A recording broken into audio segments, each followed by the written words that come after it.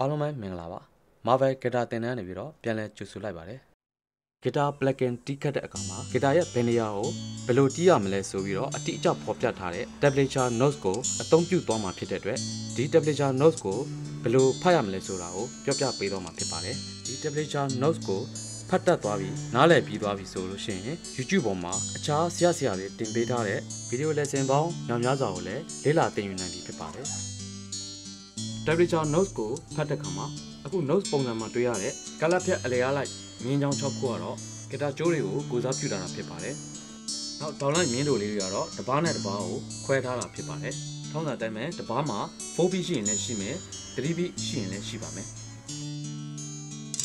ဂီတာကြိုးတွေကိုကိုစားပြုထားတဲ့ color ဖြတ်မြင်းချောင်း6ချောင်းကတော့အပေါ်ဆုံးကနေပြီးတော့အောက်ကို1 2 3 4 5 6ဆိုပြီးတော့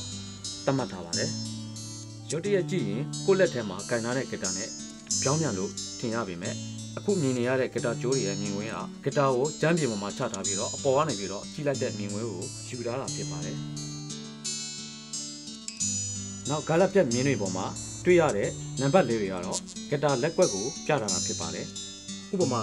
နံပါတ်1ကြိုးပေါ်မှာ3ဆိုပြီးတော့ပြထားလို့ရှိရင်1ကြိုးကို3ခွဲမြောက်မှာတီးရမှာဖြစ်ပါတယ်။နောက်ဂီတာကြိုးနံပါတ်2နဲ့3မှာ0ဆိုပြီးတော့ပြထားပါတယ်။ဒီ0ကတော့ဘယ်အကွက်မှမဖိဘဲနဲ့ open string လို့ခေါ်တဲ့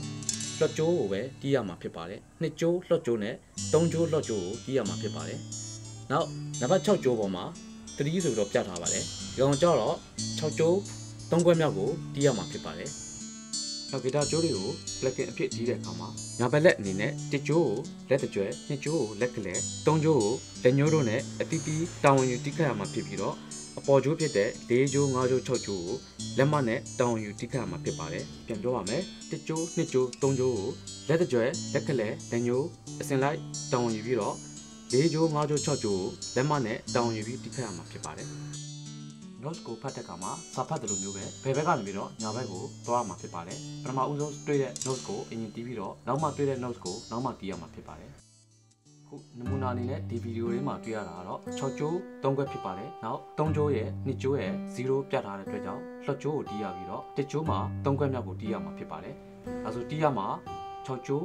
3ကျိုး2ကျိုး1ကျိုးဖြစ်ပါတယ်။အစင်လိုက်တီးတဲ့အခါမှာပထမဆုံးစတွေ့တဲ့6ကျိုးအရင်တီးပြီးတော့မှနောက်ဆုံးတွေ့တဲ့1ကျိုးကိုနောက်ဆုံးမှတီးရမှာဖြစ်ပါတယ်။တစ်ပားမှာအတန်4တန်ရှိပြီးတော့ beat တစ်ခုစီမှာအတန်တစ်ခုစီနဲ့ quarter notes ဖြစ်ပါတယ်။